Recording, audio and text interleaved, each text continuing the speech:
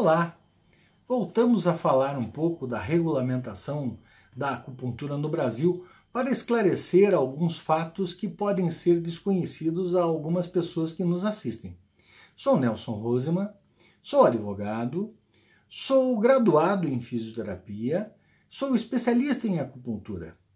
E confesso a vocês que me assistem que essa postura corporativista e essas notícias corporativistas propaladas pelo Colégio Médico Brasileiro de Acupuntura, como foram recentemente, dizendo que a acupuntura era apenas prática exclusiva médica, não são nenhuma novidade para nós e nem tampouco nos assustam, pois há muito tempo nós conhecemos essa linguagem.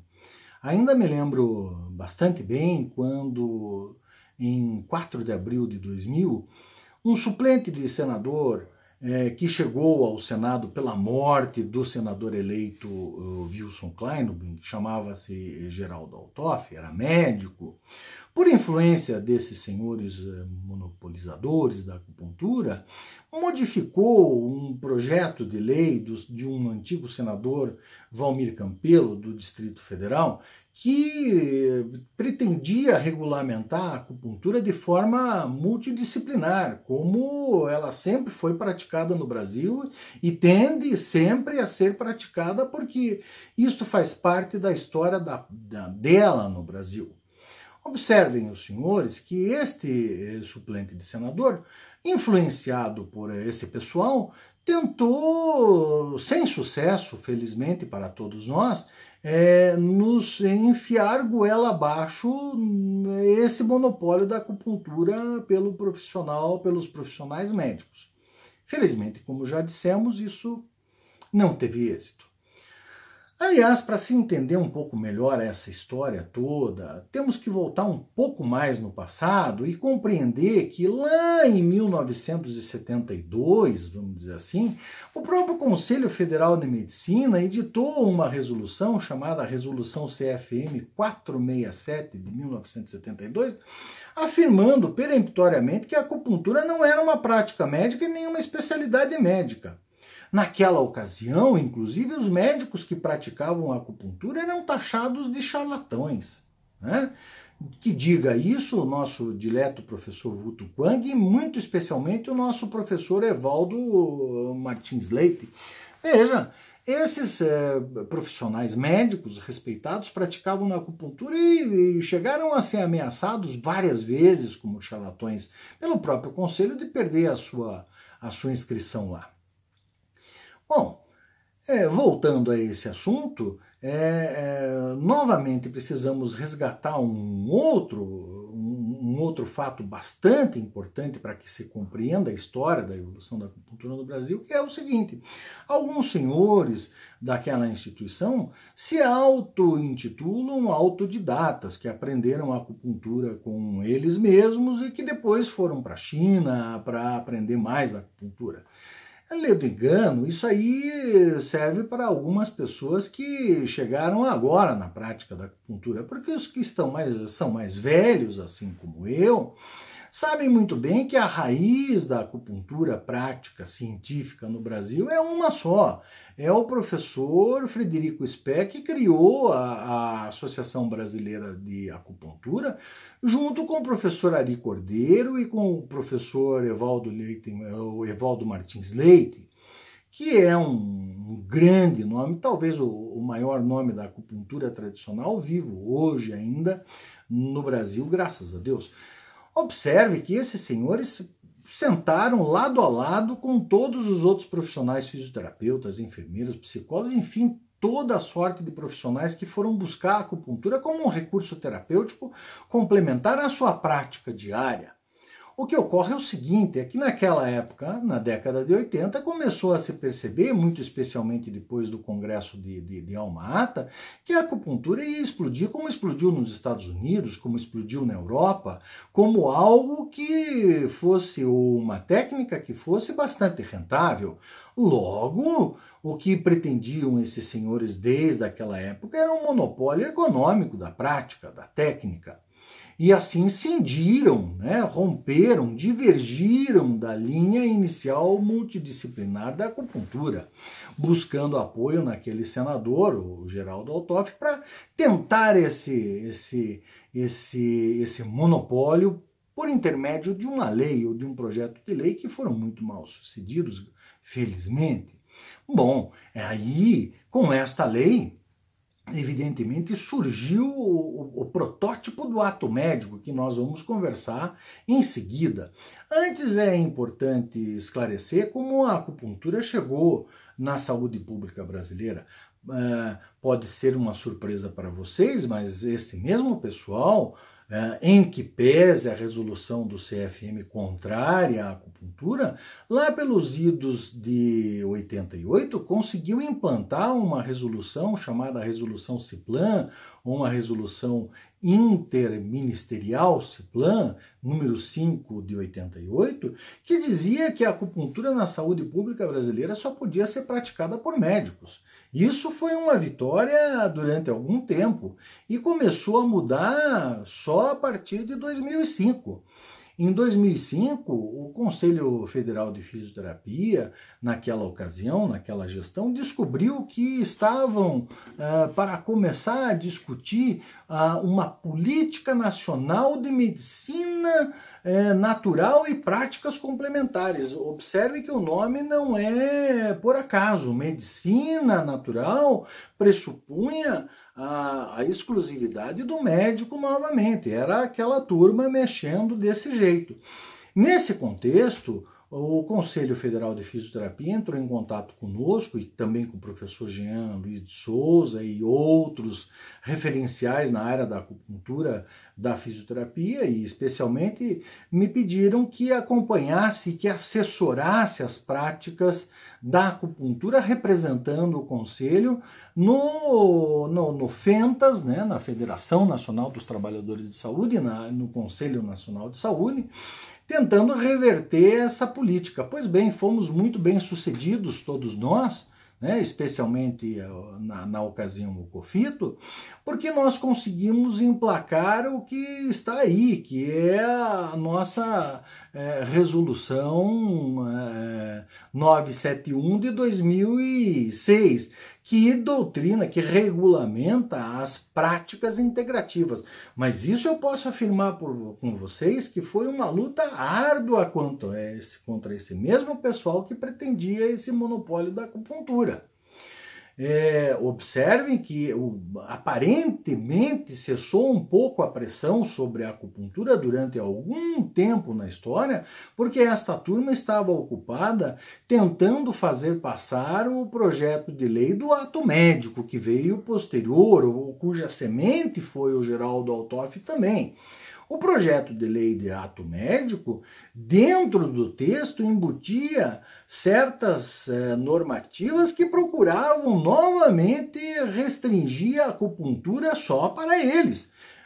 Por exemplo, a palavra puntura era uma técnica que era só e tão somente exclusiva dos médicos. Felizmente, novamente, com muito esforço de muita gente na área da saúde e com a plena compreensão do povo brasileiro sobre o que estava acontecendo, na ocasião da votação do projeto de lei do ato médico, que foi aprovado na íntegra, nós conseguimos, né, todos nós, revertermos essa posição, porque a presidente da época vetou diversos artigos e diversos incisos que implicavam, de fato, no monopólio da acupuntura. Não fossem os vetos presidenciais à época, seria, de fato, um monopólio. Portanto, é uma gente bastante perigosa e persistente. Eles não desistem facilmente. E propagam toda a sorte de notícias no sentido de evitar que você, acupunturista, pratique livremente aquilo que ele é de direito, ou seja, a acupuntura. Nesse contexto, eles procuram divulgar quantas vitórias na justiça eles tiveram para anular atos administrativos de conselhos que pretendiam regular a acupuntura através de resoluções, como foi lamentavelmente o o que ocorreu com o Conselho Federal de Fisioterapia naquela ocasião. Eles pretenderam regulamentar, com a resolução que foi anulada, a forma como era registrado um diploma de especialista dentro do Conselho. Ora, isso não é possível porque disse mais do que a lei da fisioterapia disse. O ato administrativo não pode dizer mais do que a lei, portanto foi anulado. Mas isso não quer dizer que o fisioterapeuta não deva fazer acupuntura, ou que pior, que ele está proibido de fazer acupuntura. Isso é um verdadeiro absurdo. Quem afirmar isso é um sujeito que não tem a percepção do que é lei e de que no Brasil existe o artigo 5º que diz que aqui, meu caro, só é obrigado a fazer ou deixar de fazer alguma coisa o cidadão ou quem aqui está em virtude de lei. Se não há lei que regulamente o campo da acupuntura, ela é de livre prática. E vocês podem entender de que as decisões contrárias a prática ou melhor, não a prática, mas as decisões que restringem essas questões de outros conselhos são festejadas, mas as perdas, as derrotas que eles sofrem também nas suas resoluções e nas suas questões não são festejadas, muito pelo contrário, são escondidas.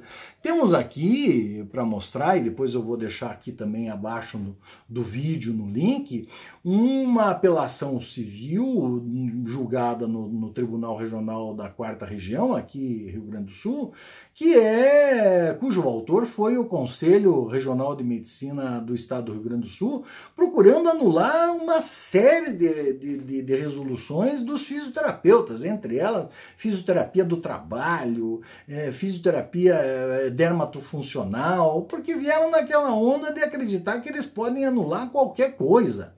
E deram com os burros na água, é evidente. Isso eles não falam para ninguém, mas está lá. A resolução eu deixo aqui embaixo do vídeo, a apelação civil, e ela está sendo discutida no STJ nesse momento e sairemos com toda a certeza vitoriosos dessa, porque é evidente. Aliás, no STJ, nós temos ali algumas outras decisões que são claríssimas e que eu também vou deixar um agravo aqui de um processo aonde está lá bem claro: acupuntura, ato privativo do profissional médico? Não, ausência de previsão legal. Não é ato privativo de profissional médico. Não há regulamentação, não havendo regulamentação é prática livre, não é? Muito bem, também temos lá um recurso ordinário de habeas corpus, que foi, eles tiveram vamos dizer assim, a postura de processar um indivíduo que fazia acupuntura por prática ilegal da medicina. No STJ, isso é o fim da picada. E perderam, evidentemente. Aqui embaixo você vai poder ler esse resultado, né, dizendo que o indivíduo não praticava ilegalmente a medicina, pelo contrário, ele praticava a acupuntura. Ora, senhores, vejam, a luta é árdua, é antiga, não deve jamais nos assustar ou nos demover, nos retirar da cena pela acupuntura ou da cena de que se pretende a acupuntura multidisciplinar. Observem, a acupuntura tem que ser multidisciplinar no Brasil porque é uma razão, em função do acesso. Naquelas populações mais distantes do Brasil, não há médico para fazer acupuntura. Quem faz acupuntura é o enfermeiro, é o fisioterapeuta, é quem está lá no local atendendo, não é? E para nossa alegria, recentemente foi ampliado, a contragosto desses profissionais corporativistas, o número de práticas integrativas do SUS. Quer dizer, é uma tendência nacional a multidisciplinaridade das práticas integrativas e o emprego dessas práticas integrativas. Aliás, para mim é motivo de orgulho, porque eu fui um profissional que ajudou a fundar a Comissão de Práticas Integrativas. Hoje, em minha substituição, está o professor Jean Luiz de Souza, que é uma figura extraordinária no âmbito da acupuntura brasileira e que continua garantindo que, entre os seus pares, que a acupuntura continue sendo praticada por todos nós. É preciso novamente voltar a frisar a importância do acompanhamento de nós todos profissionais da acupuntura para o projeto de lei atual que está tramitando na Câmara dos Deputados, para que esse projeto novamente não sofra aquele golpe de chofre e seja transformado novamente numa tentativa de monopólio, porque isto é coisa simples, já fizeram uma vez, podem fazer a segunda vez, não é? Então todos nós devemos estar vigilantes nisso e contribuir para isso, não é? Foi um prazer conversar com vocês novamente.